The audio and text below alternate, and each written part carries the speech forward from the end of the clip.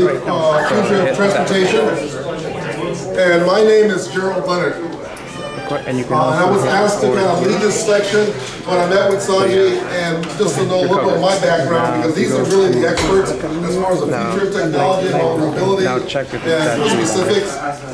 But my role for the last 5 years, I was brought into the Virginia Department of Transportation, where I was able to recruit Catherine to kind of represent the government today.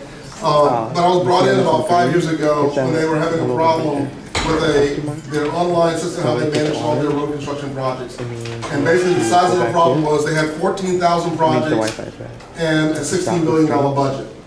And if you change the date and the schedule, they couldn't. And they're basically, now they were audited by the Federal Highway Administration and found that they're one of the top leaders and basically managing their schedules and managing road construction and a lot of the work that they're doing across the state. So it's your fault when I get in trouble for being late. So you can look at their bio and see why they got into transportation or what they've done in this field. So one of the first questions, and we can just kind of go down the road here, is to, and give us your name so everybody gets to know who you are, is what's one of the challenges that you see coming with the future of technology, with the future of transportation, based on your experience and your background? Ross, I'll start with you. Thanks, Joe. I just want to say thank you too for having me here, inviting ATA to come speak on this topic. I never knew FOT even existed, so learning more about it, seeing it online, seeing the vast people that actually watch this from not even being in the room maybe, but it's exciting stuff. It's really, really interesting how this all works. But so that question to me, I grew up in trucking, so I represent Americans Trucking Associations. I'm the Director of Engineering and Information Technology for ATA. I oversee all of our technology and engineering policy and all of our automated truck policy for ATA. I oversee a lot of different committees. Majority of those committees are motor carriers, all the major motor carriers, a lot of different motor carriers, sector-specific motor carriers, all the truck OEM suppliers, a lot of different logistics providers, brokers. There's a lot of different roles in ATA's membership, and they all work together in ATA to develop policy to then work that policy on the Hill, or to bring a workforce a lot with that. I grew up in trucking all my life, so one big problem was training. Because ever since there was a new technology that come out on equipment or any types of operational technologies that came out on trucks, you didn't know how to maintain it, spec it, design it, or approve it to be on the road, or in a lot of different ways in managing all those different areas. So training is definitely one challenge I see as for workforce and growing that workforce population, because right now there's a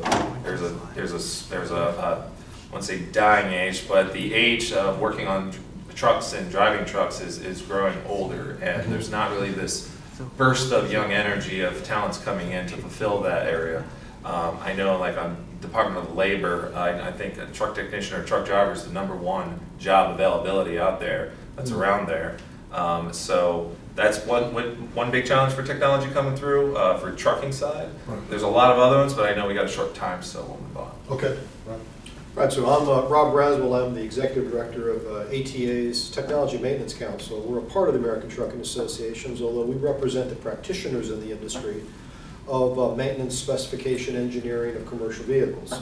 Where ATA's membership is corporate-based, we're individual-based, and we have about 2,600 individual members of the council.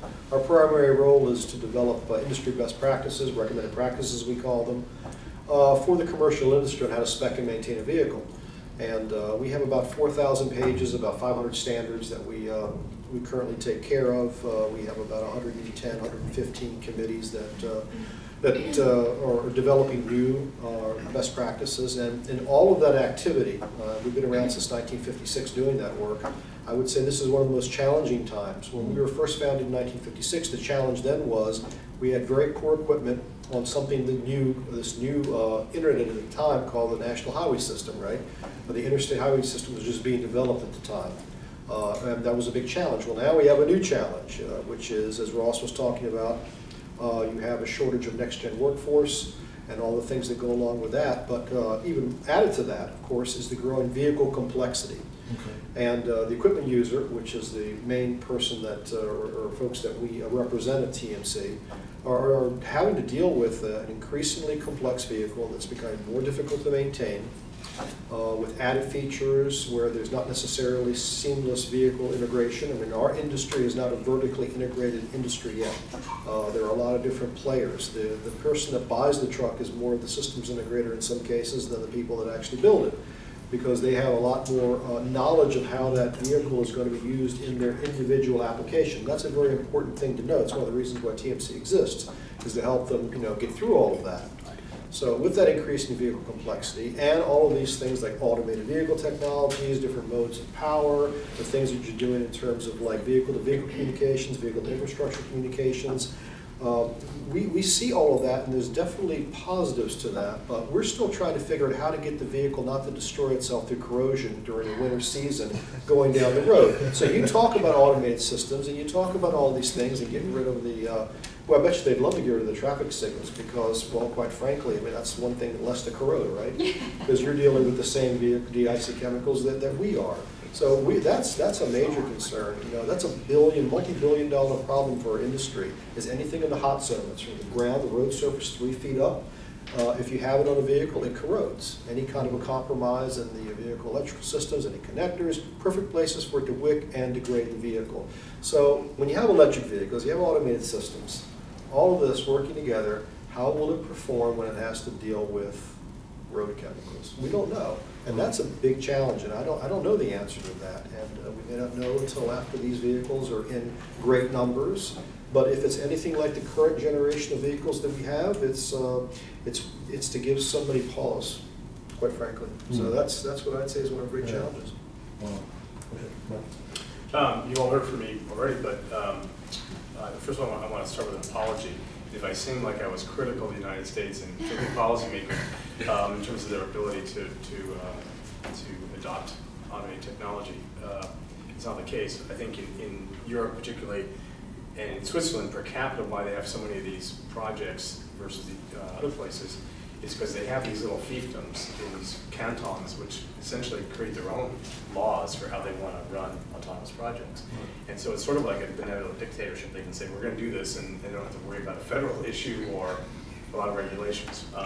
So that leads me to the answer to your question, what are the biggest challenges? And I think those are going to be regulatory.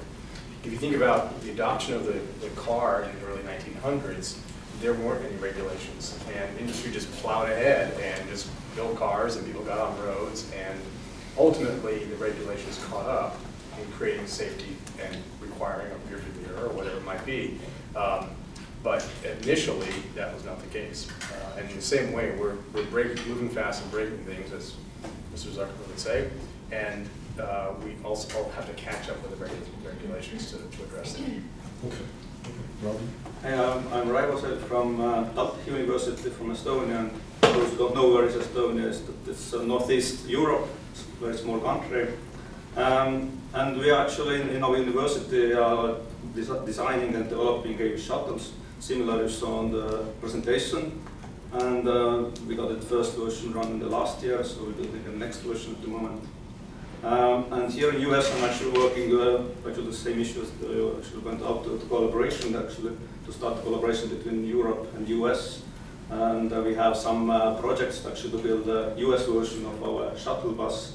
And currently working in Florida, Central Florida mostly, but also in South Carolina. They're interested in Greenville. Also Jacksonville is very actually interested about this. And also I was last week in Charleston.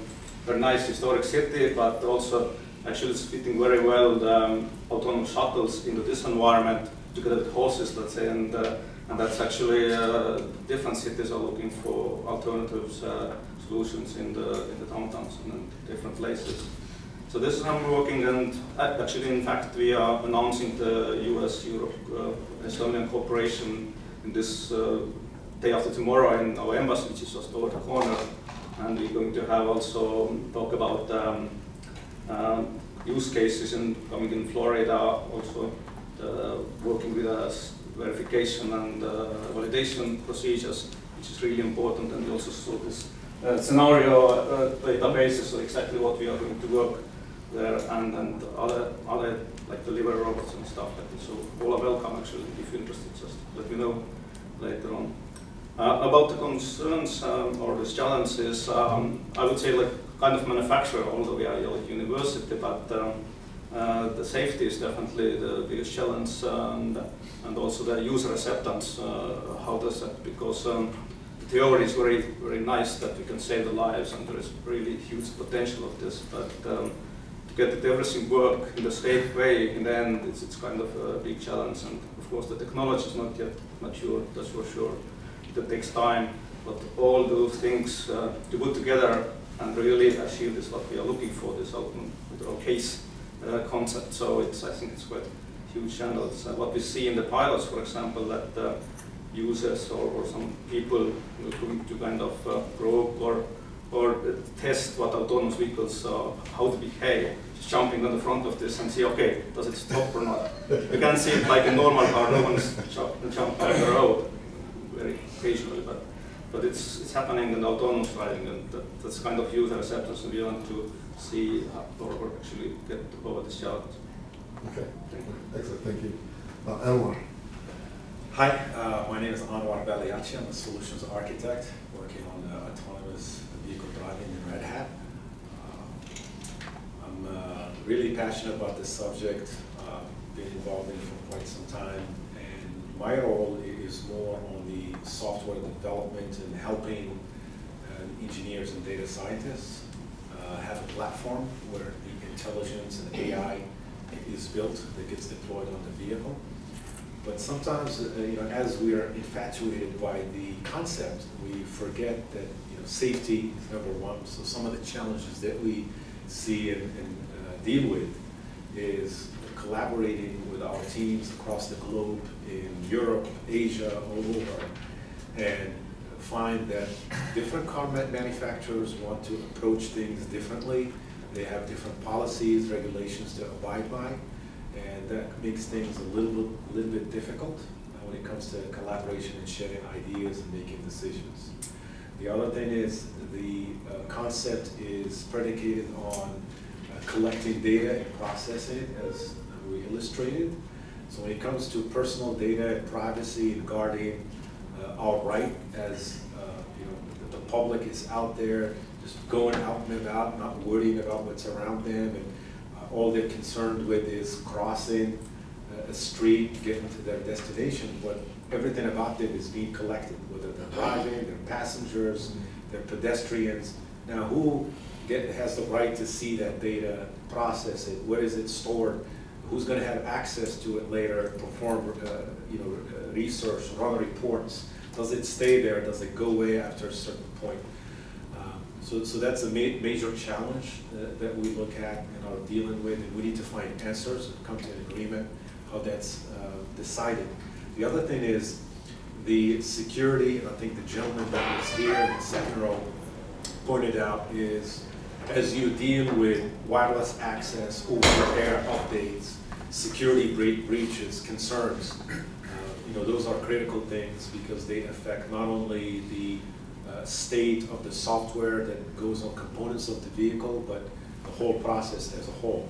And we don't want to jeopardize that. We want to make sure that that's at the top of the list and focused on it. And frankly, when I was listening to Catherine, I was, as a long time, like 28 years now in Fairfax, I was shocked at the statistics as far as the number of fatalities. I've been fortunate. I've never been in an accident, but every time I hear someone is involved in an accident and another person lost his or her life, I'm just in shock. And just listening to the numbers, that needs to be number 1, 2, and 3, regardless of how nice this concept is, and we're alleviating traffic burdens and making the city smarter. The focus always needs to come back to saving human life, because that's what matters most. Yeah. Excellent, excellent. Kevin, do you have anything else you want to share as far as challenges? No. Okay. Oh, I'll give you one. Okay, good. So certification, I think, is going to be a challenge. Auto manufacturers self-certify today that their vehicles meet the safety requirements. In Virginia, we have an annual safety inspection where everyone has to, how many of you live in Virginia? Take your car in, get it inspected, and they tell you your tires are shot. What does that mean in the world of an AV? Who's doing the certification on those systems? And while I believe that our traditional auto manufacturers are going to continue to be very responsible, I heard an ad on radio the other day that I could buy, mail order, I guess, internet order a kit to make my car automated. And I thought, wow, I wonder who's certifying that one. And so I have some concerns about that. They go along with your safety and your cybersecurity and just the reliability and the consistency of the way features are rolled out. Right. And if the manufacturers have the responsibility of ensuring that automatic vehicle has to meet certain standards, once the owner takes possession of it, who's going to own the vehicle? That's another thing, but let's not get there. But beyond warranty. Beyond warranty. Yeah. Is there enough points of service for that infrastructure to handle that? I mean, the commercial vehicle industry, there certainly isn't. That's why 75% of the maintenance is done by the vehicle owner. Even if we were to turn it over today to the dealer networks of the OEs, there's no way they could handle it. It's not like it is in Europe where you have a lot of points of presence and shorter distances. We have the exact opposite. So that's a prime concern for commercial vehicle owners who have been used to, because of efficiencies and because of economics, and because they think they can do a safer repair, quite frankly. Vehicle downtime is extremely important for our industry, and that's one of the big problems with service dealers is having the vehicle down 3, 4, and 5 days for whatever reason, not necessarily repairing that vehicle. Maybe I want to get in 5 other kinds of jobs before I get to yours, because yours is just too hard to deal with right now. Yeah. And meanwhile, he's got a whole free. So, and that's we don't have the answers to that at all. Yeah, and can your typical driver who can do ordinary maintenance, can he maintain Right. a very complex? Well, yeah, you get to a point where you buy a car and you open the hood and you just see the plate of the name of the brand, and you see where you can put in some liquid for your windshield. You see where the cables for the battery, and that's it. You're like, am I going to even touch this thing? You know? They don't want you to. I live in Maryland, so we don't have Exactly. It's definitely by design, and they've definitely done their job really well. With that being said, we've talked a lot about software, hardware, process, policies, and we talked somewhat, and Catherine started the conversation on where you brought it up again. And I remember just kind of driving through different states when I travel, and if you go into a new state, many times you'll see a sign that says, how many accidents have happened so far this year? Yeah. Right?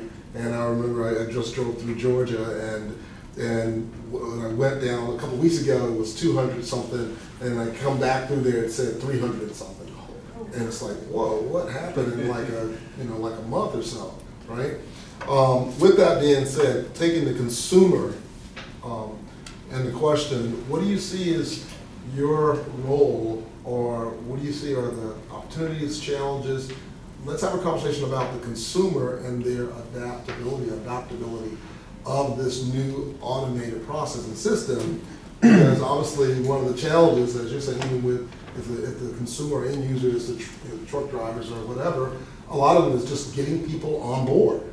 And many times if we can't get people on board to accept these policies and processes, we can have the greatest widget, but they're not going to adopt it. So what do you think about that? Let's have, I'm not going to go in any order, just pop up. Yeah, I'll tell you one interesting example. So in Japan, a lot of population's declining.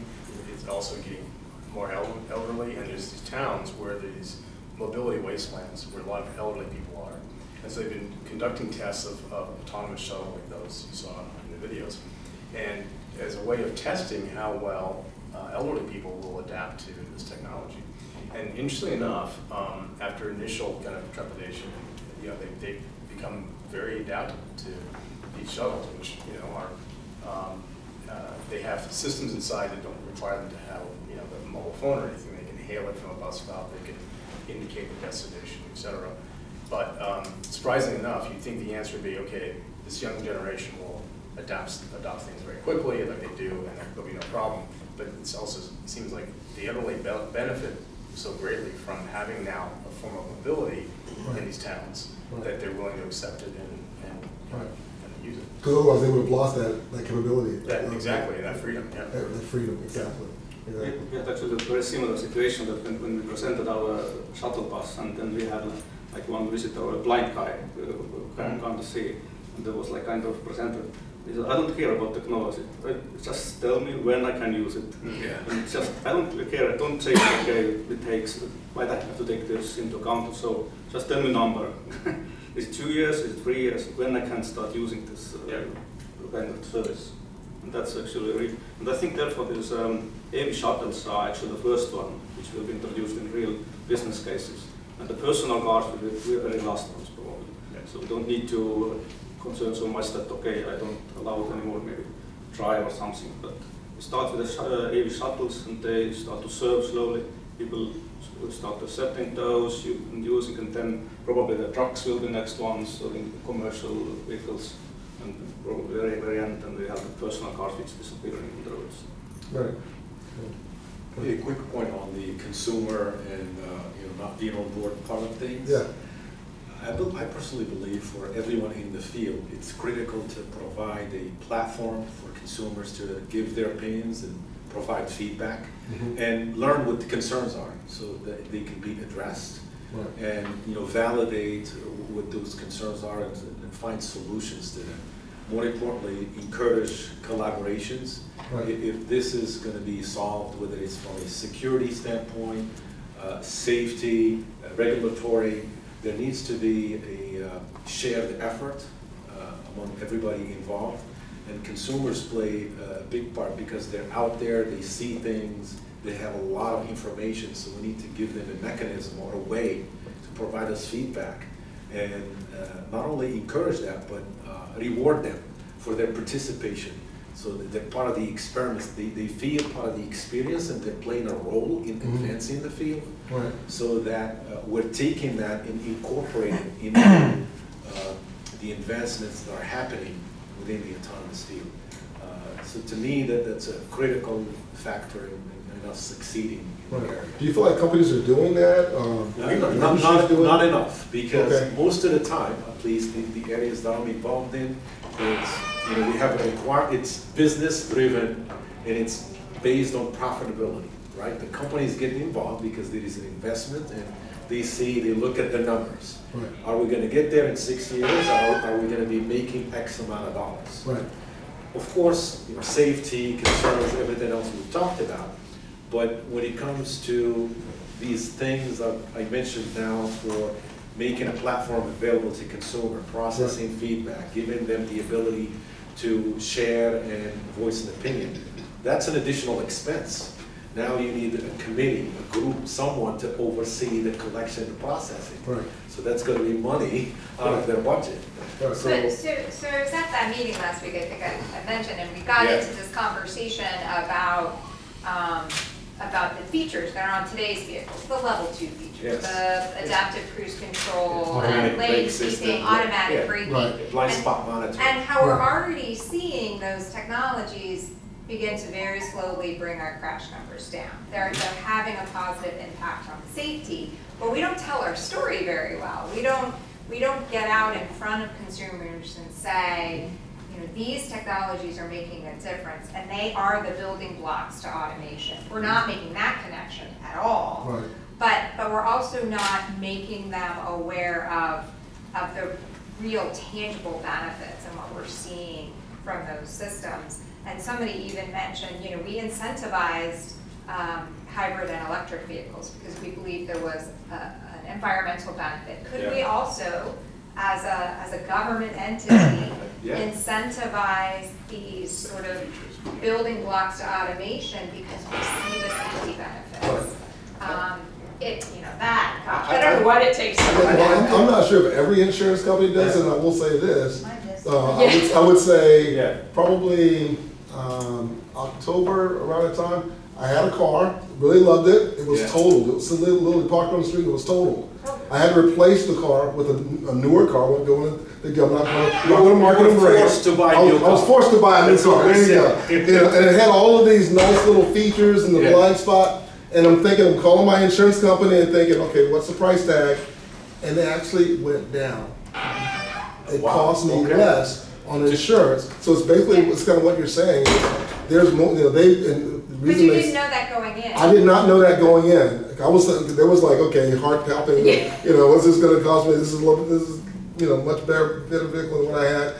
But the price of the insurance actually went down, not because the insurance carrier. Because of the safety features. But because of it was the safety features Yeah. and these pre-built processes that we're talking about. So the evidence is there, the process is there, things are there to benefit. I think we have to communicate it more. Yeah, I think Catherine's point is a valid one. Anytime you motivate the consumers by incentivizing anything, Right. file early, you're gonna save $10. I'm hooked. I'm not doing that. I mean, immediately, right? It's just like coupons. You're immediately Exactly. interested and you want to process. Whether it's the husband, the wife, doesn't matter. There's an interest immediately, so whatever can be done to encourage and motivate, I think should be done.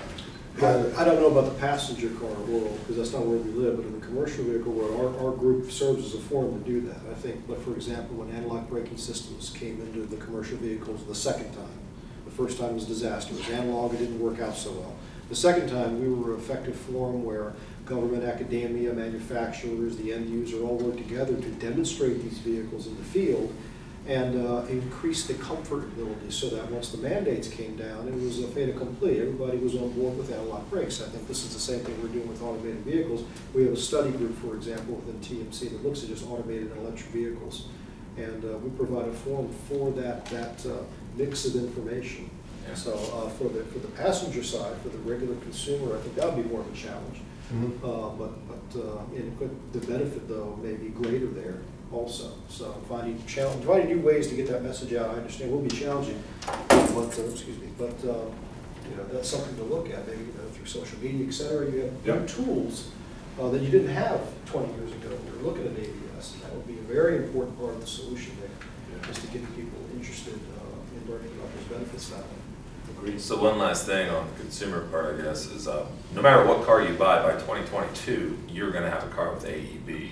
All the auto manufacturers already got together. NHTSA and IIHS already announced that I think it was like 99% of all the auto manufacturers in the United States. Without a mandate. Yeah, without a mandate, and that's good because we don't like mandates. For trucking, it's not like that. Nobody's getting together and saying that yet, anyways. But that's a business case. Trucking is a business. It's not buying a car. You buy a car. Probably the average person here probably drives it to about 80,000 miles, and then you buy a new car. Trucking, they drive it for about 500,000 miles, and that's just the first owner. And then it goes to the second tier fleet, smaller fleet. Hopefully, it's got the safety features on it or not. We don't know, but we're getting into that process. Right. So there's a whole other skeptical about where trucking is and where consumers are. Now I'll drive my car for about 150,000 miles because I tinker on it and it'll last until it blows up, and I'm okay with that because it's already paid off and I'm already getting my return on investment on it. Right. But for AEB and these things coming out, there's no regulation. ABS is regulated, but AEB is not regulated. Those camera monitoring systems for the blind spots, they're not regulated. They're just on there. The rear cameras on your cars, they are now regulated. So it takes a while to get to that point. But by that point, they're already on all the cars, and that's good because the auto manufacturers know how to sell it to the consumer already. Yeah, but then it becomes a consumer demand because now the consumers are saying, everyone has this feature, why doesn't your car have it? I'm not buying it if it doesn't, so it becomes kind of mandated by the consumer. Exactly, in a lot of ways. A couple more questions because right now we got about 7 minutes before 4, and I know there's a competition going on downstairs at 4 o'clock with NASA, and so I want to be cautious of that, and also want to be courteous for any questions you guys may have. So I may have 1 or 2 more questions. But one of the questions is, with building this transportation system, infrastructure, process, how do we go about accommodating that, building the system based on the growth of the population, based on folks retiring, based on the new consumer model, new vehicles and new modes of transportation, the new mindset of I don't really want to own a car. What do you see some of the challenges, opportunities? Let's have that conversation for a little bit. Well, I think you can try not to boil the ocean. You can start small. Okay. And you can find places in cities, particularly where there's this, what we call this mobility wasteland, where there's no public transportation. Feel like the China situation. Pardon me? Feel like the China situation. I mean, Oh, Japan yeah. situation. Yeah, but even in places like, for instance, in London, around the O2 Arena, for instance, in Greenwich, there's no public transportation. There's a subway line that goes there, but there's no bus line. So getting people to the subway line is a challenge. They're running autonomous services there in order to create or solve this mobility wasteland there. And so they're not trying to tackle London's mobility problems. They're trying to tackle mobility in a very specific area. And I think there you can start to learn, you can understand consumer adoption, you can understand what the issues of running and managing the fleet, and you don't have to address the whole broader issue. Right, jump on wheels. Yeah. Anyone else? Okay. So, questions. We have a few more minutes before we have to stop. Any questions? Stop at 4? Yes, yeah, we're gonna stop right before 4 so we can get downstairs. Any questions?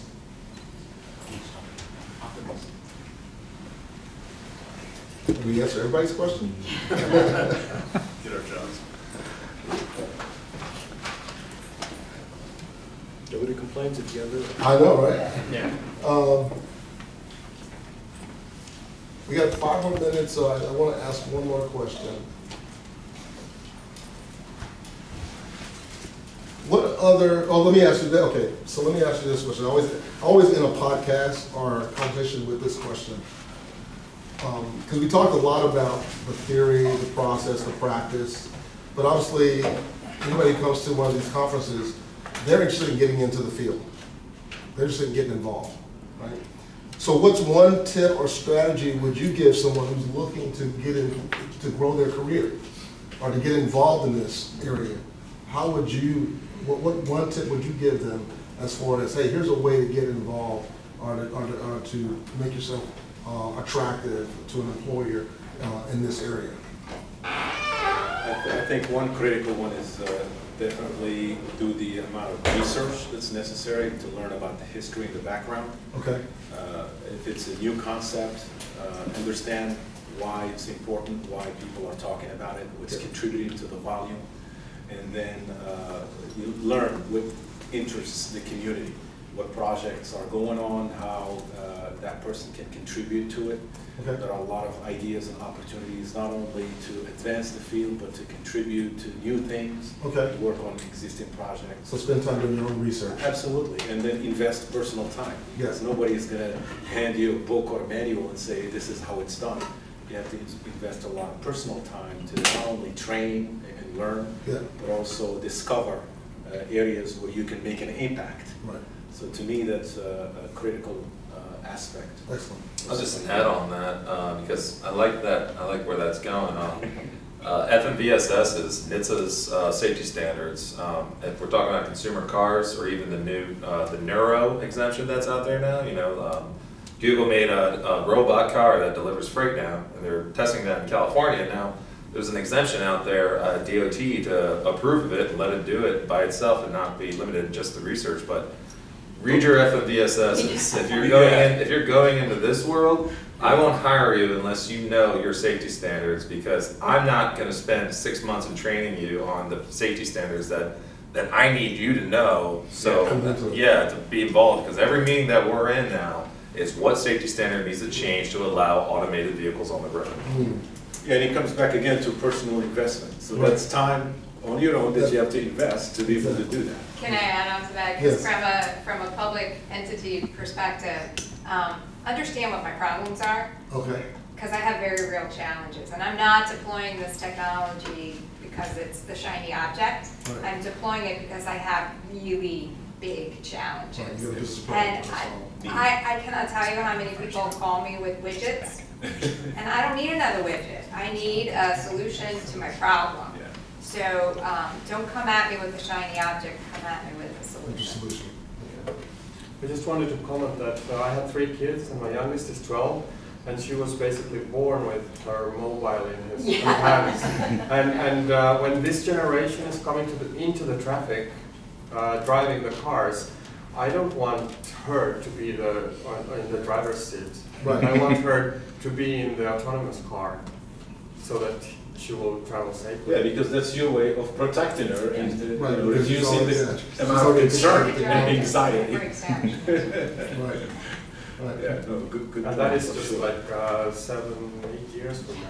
Would you rather have her in a brand new AV car, or would you rather have her have foundational skills to know how to drive a stick shift? You know, and then still be able to drive. Well, the an problem AV is car? that it's not only her, but it's the whole generation is Yes. entering the traffic. So if I will teach her to be properly, but I can't teach like everybody to be As responsible. Yeah, that responsible.